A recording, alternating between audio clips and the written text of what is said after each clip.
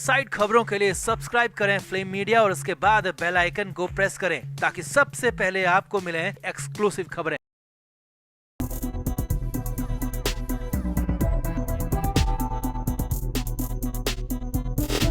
महाराष्ट्र से बड़ी खबर है, मुंबई से बहुत बड़ी खबर है। उद्धव ठाकरे को लेकर खबर है और जन्मदिन का दिन यानी कि 27 जुलाई का दिन उद्धव ठाकरे पर भारी पड़ सकता है, इसे लेकर अलर्ट जारी हो गया। और इससे भी बड़ी बात है, उनके घर मातोश्री के बाहर जबरदस्त चेकिंग चल रही है। मातोश्री के बाहर समर्थकों की, उनके चाहने वालों की भीड़ लगी है, लेकिन इसमें ही कुछ और तरह के लोग भी हो सकते हैं और एक खास तरह के गिफ्ट की तो जमकर चेकिंग हो रही है। तो दिखाते हैं, बताते हैं आपको क्या है पूरा मामला, क्या है अलर्ट और क्या होने वाला है आज मातोश्री के बाहर। आप इस वीडियो को शेयर करें और कमेंट बॉक्स में अपनी राय जरूर दें।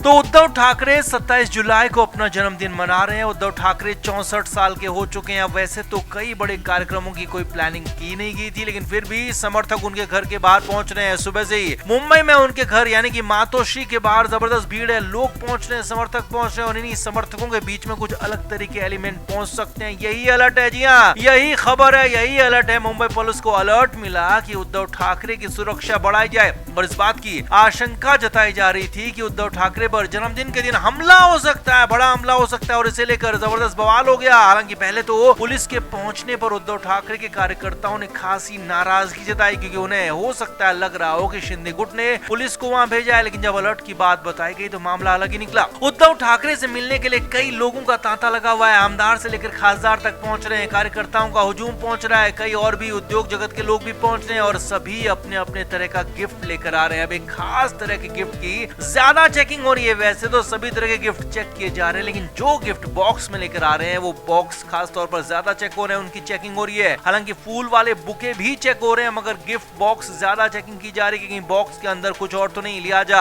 उद्धव ठाकरे से पहले पुलिस वाले गिफ्ट को खोल रहे हैं। यही नहीं, हर आने जाने वाले की चेकिंग हो रही है, हर बाहर पहुंचने वाले की चेकिंग हो रही है। लोगों को भी खास तौर पर वहाँ दूर किया जा रहा है, घर से अलग किया जा रहा है, मातोश्री से थोड़ा सा दूर बैरिकेटिंग तक की गई है और यहाँ तक कि कई बड़े संख्या में पुलिस कर्मियों को वहाँ पर तैनात किया गया। माना जा रहा है कि कुछ गलत तरीके के एलिमेंट्स, कुछ बैड एलिमेंट्स 27 जुलाई को कुछ गलत करने के लिए, बीजेपी पर बड़े आरोप लगाने के लिए या कहें कि बीजेपी का इसमें हाथ दिखाने के लिए कुछ गलत काम कर सकते हैं। इसीलिए उद्धव ठाकरे को सिंपैथी कहीं कुछ ना मिल जाए, इसलिए भी यहाँ पर मामला कुछ चल रहा है। लिहाजा यहाँ पर एक बड़े हमले की आशंका जो जताई जा रही थी, उसे लेकर उसे रोकने के लिए यहाँ पर पुलिस पूरी तरह से मुस्तैद है। हालांकि उद्धव ठाकरे का वर्जन अभी कुछ आया नहीं है, इसमें संजय राउत को कोई बात नहीं आई है। उद्धव ठाकरे की पार्टी की तरफ से भी अभी तक इस पर कुछ कहा नहीं गया, लेकिन हाँ, मामला जबरदस्त बवाल वाला है। सुबह से ही लगातार भीड़ लगी हुई है, पुलिस वाले पहुंचे हुए हैं, हंगामा लगातार बढ़ रहा है और इसीलिए यहाँ पर पुलिस कर्मियों को भी लगातार बढ़ाया जा रहा है। तो आपका क्या मानना है, क्या वाकई में उद्धव ठाकरे पर हमला हो सकता है? क्या उद्धव ठाकरे खुद ही खुद पर हमला करवाएंगे या फिर कोई उनका विरोधी दुश्मन हो सकता है, या उद्धव ठाकरे चुनावी फायदे के लिए ऐसा कर रहे होंगे? कौन हो सकता है इसके पीछे? क्या वाकई में ऐसा कुछ होगा या फिर ये सिर्फ अफवाह है, कुछ कोई गलत ऐसा कुछ हो नहीं रहा है, सिर्फ अफवाह फैलाई जा रही है? ऐसा क्या हो सकता है? कमेंट बॉक्स में आप भी जरूर बताएं, वीडियो को शेयर भी करें।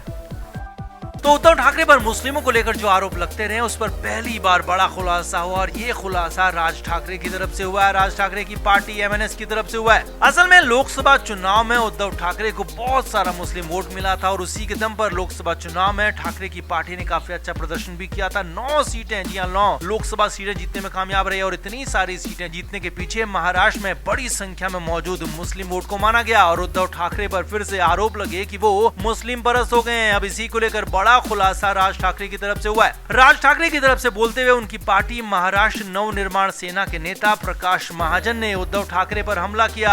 आगे बढ़ने से पहले आपको बता दें कि राज ठाकरे अक्सर अपने बयान प्रकाश महाजन के जरिए ही मीडिया में लेकर आते हैं, लिहाजा प्रकाश महाजन की बात को राज ठाकरे की बात ही माना जाता है। अब आगे देखिए, प्रकाश महाजन ने कहा कि उद्धव ठाकरे मुस्लिमों को बहुत पहले से पसंद करते रहे और चुनाव में ये दिख भी गया, क्योंकि अब तो मुस्लिम भी उनको पसंद करने लगे हैं, क्योंकि इसकी वजह भी है और इसकी 2 वजह है। जी हाँ, प्रकाश महाजन के मुताबिक उद्धव ठाकरे नरेंद्र मोदी से नफरत करते हैं और मुस्लिमों को वही पसंद आता है जो कि मोदी से नफरत करता है, इसीलिए मुस्लिम ठाकरे के साथ है, ये पहली वजह। राज ठाकरे बयान में प्रकाश महाजन ने आगे कहा कि उद्धव ठाकरे खुद भी मुस्लिमों के बेहद ज्यादा करीब है, उन्हें अपने घर में बुलाते हैं। लोकसभा चुनाव के नतीजों के बाद ऐसा ही किया गया, उन्हें मातोश्री बुला गया और ये दूसरी वजह है। जी हाँ, प्रकाश महाजन ने बड़ा दावा किया कि लोकसभा चुनाव में नतीजों के बाद कई सारे मुस्लिम नेताओं को उद्धव ठाकरे ने अपने घर पर बुलाया, उनको घर में दावत दावत दी, उनको बिरयानी तक खिलाई। यही नहीं, प्रकाश महाजन ने यह भी कहा कि अकेले कमरे में ले जाकर मुस्लिम नेताओं से सांठगांठ की गई, उन्हें काफी कुछ दिया गया, काफी कुछ कहा गया, बड़ी डील की गई। यानी कि जिन बाल ठाकरे के पास तक पहुंचना मुस्लिमों के बस की बात नहीं थी, वहां तक उद्धव ठाकरे ने उन्हें पहुंचा दिया, अपने घर तक बुला लिया। ये दावा प्रकाश महाजन ने कर दिया, जिसके बाद सियासत में उबाल आ गया, क्योंकि वैसे भी उद्धव ठाकरे पर मुस्लिमों के साथ होने का बड़ा आरोप लगता रहा और इस बार के नए खुलासे ने उनके लिए और मुश्किलें खड़ी कर दी हैं, क्योंकि यहाँ तो पूरा का पूरा मामला वोट बैंक का है। लिहाजा मुस्लिम का वोट तो उन्हें मिल सकता है, लेकिन हिंदू वोट मिलने में उनको दिक्कत हो सकती है, जो कि विधानसभा चुनाव में भारी पड़ सकता है। तो आपका इस पूरे मामले पर क्या कहना है, कमेंट करके जरूर बताएं, वीडियो को शेयर भी करें। सुशांत सिंह राजपूत, दिशा सालियान को लेकर बीजेपी के लोग शुरुआत से ही, बीजेपी के कई बड़े बड़े नेता शुरुआत से ही अक्सर उद्धव ठाकरे, आदित्य ठाकरे को कटघरे में खड़ा करते रहे और यहां तक कि आदित्य ठाकरे पर तो सीधे सीधे इन दोनों मामलों में पूरी तरह से शामिल होने का आरोप तक लगाते रहे। अब इस पर नया खुलासा हुआ है और ये खुलासा किया है महाराष्ट्र में एनसीपी के बड़े नेता श्याम मानव ने, और उसके बाद अनिल देशमुख ने इस पर चुप्पी तोड़ी है, बड़ी बात कह दी है, बड़ा खुलासा एक और कर दिया है।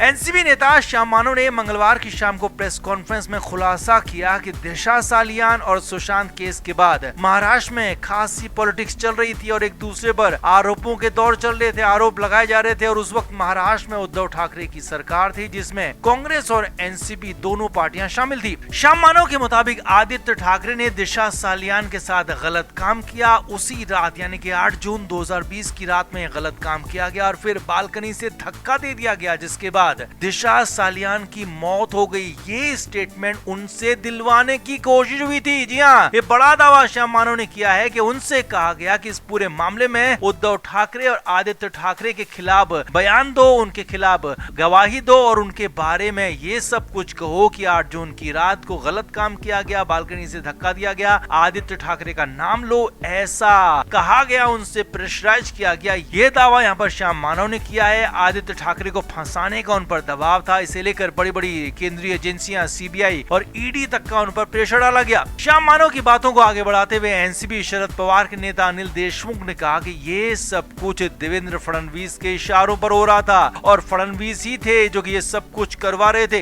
देशमुख ने कहा कि श्याम मानव को कहा गया कि उनको अगर ऐसा नहीं किया तो जेल में डाल दिया जाएगा। अगर वो शपथ पत्र में उद्धव ठाकरे और आदित्य ठाकरे का नाम नहीं लेते हैं, दिशा सालियान केस में दोनों को नहीं फंसाते हैं, तो उनको जेल के अंदर काल कोठरी में डाल दिया जाएगा। हालांकि श्याम मानव ने दावा किया कि उन्होंने उस शपथ पत्र में दस्तखत नहीं किए, उन 4 झूठों को नहीं माना और उसके बाद उन्हें जेल में फाइनली डाल दिया गया। अनिल देशमुख ने कहा कि इस पूरे मामले के पीछे देवेंद्र फडणवीस ही मास्टरमाइंड थे और हमारे पास इसके पक्के सबूत हैं और वक्त आने पर सबके सामने ये सबूत लाए जाएंगे। अनिल देशमुख ने कहा कि देवेंद्र फडणवीस ने गलत आरोप, झूठे आरोप लगाए कि उनकी पार्टी ने गलत आरोप लगाए थे और उन्हें साबित करने के लिए, सही बताने के लिए केंद्रीय एजेंसियों का गलत इस्तेमाल लगातार होता रहा है। अब वैसे तो अब तक बीजेपी वालों की तरफ से ही दावे होते रहे, आरोप लगते रहे। आदित्य ठाकरे पर सवाल खड़े करते हुए कहा गया कि आदित्य ठाकरे इस पूरे मामले में शामिल थे। ये आरोप पहले दिन से लगातार बार बार लगाया गया, लेकिन यहाँ पहली बार बड़ा वाला पलटवार हुआ है, जिसमें साफ साफ कहा गया है कि आदित्य ठाकरे को, उद्धव ठाकरे को फंसाने को लेकर यहाँ पर शपथ पत्र दाखिल करवाए जा रहे थे। श्याम मानव ने, अनिल देशमुख ने इसे लेकर बड़ा दावा किया है, जिसमें देवेंद्र फडणवीस फंसते हुए दिखाई दे रहे हैं, क्योंकि खुलासा इस बार उनको लेकर हुआ है। हालांकि हम फ्लेम मीडिया इसकी पुष्टि नहीं करते हैं, लेकिन पूरा का पूरा मामला इस बार पॉलिटिक्स में रंगता हुआ नजर आ रहा है, क्योंकि महाराष्ट्र में जल्दी विधानसभा चुनाव होने और मुंबई में नया सियासी ड्रामा शुरू हो गया, बवाल शुरू हो गया और माना जा रहा है कि महाराष्ट्र विधानसभा चुनाव तक अब ये थमने वाला फिलहाल नहीं है। तो आपका इस पर क्या कहना है, कमेंट बॉक्स में आप जरूर से जरूर बताएं, वीडियो को शेयर भी करें।